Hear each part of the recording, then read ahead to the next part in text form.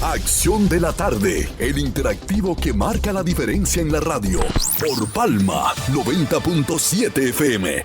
1932, un día como hoy, nace en el Hospital Padre Villini el coronel de Abril, Francisco Alberto Camaño de Eñó, quien viene de una familia acomodada, porque su padre era general en los 31 años del dictador, y Camaño, Francisco Alberto, Francis, ingresó a las Fuerzas Armadas, se invistió como cadete y pasó a oficial.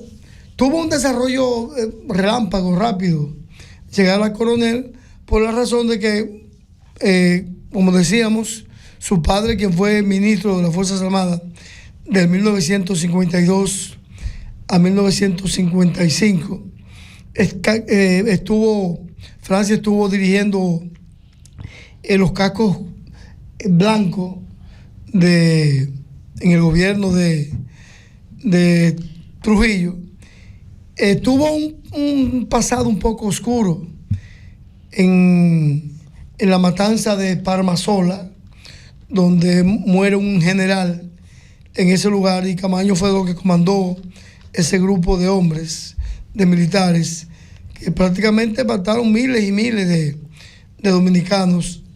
Los mellizos de Parmasola, ese es diríamos, un punto negativo que tenía Camaño.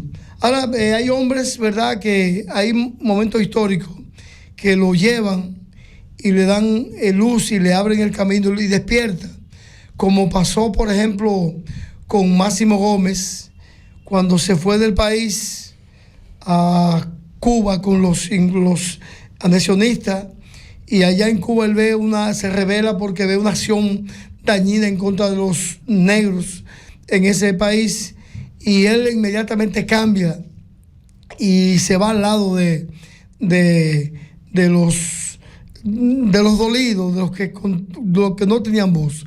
Eso pasó con Camaño. Camaño, en el 1965, cuando se está buscando la solución al problema del derrocamiento del profesor Juan Bosch, él llega conjuntamente con otros políticos, donde el embajador de los Estados Unidos a negociar. Sin embargo, el embajador le dice a Camaño y a los demás que él no está en posición de negociar, sino de entregar el poder. Entonces eso incomodó y llenó de valor a Camaño, que logra, ¿verdad?, unirse a lo que fue la guerra del 24 de abril. Claro, ese es el momento histórico del país. No se puede dejar a un lado a Fernández Domínguez, quien fue el creador, el mentor de ese movimiento, porque cuando estalla la guerra, el 24 de abril, Domínguez estaba exiliado en Puerto Rico y tenía vedado entrar al país, y llega días después y se integra a la lucha, pero lamentablemente el 19 de mayo, muere, ¿verdad?, en una emboscada en el Palacio Nacional.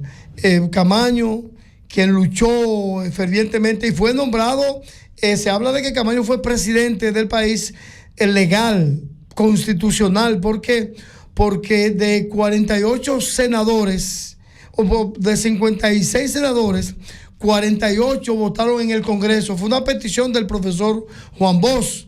48 senadores votaron a favor de la presidencia de Francisco Alberto Camaño. 7 votaron en contra y 2 se abstuvieron. Pero la gran mayoría aplastante, hace que le da el poder, la presidencia al gran Francisco Alberto Camaño, quien sale del país después de las negociaciones, después de haber un acuerdo, ¿verdad?, con la OEA, el gobierno de los Estados Unidos, y él sale del país como embajador en Londres, agregado militar en Londres. Después, en el 1973, en febrero, llega al país con un grupo de 8 hombres y lamentablemente lo invocan en las tierras, en las montañas de San José de Ocoa, esa zona, y lo agarran vivo y lo acribillan. Y por eso los expertos dicen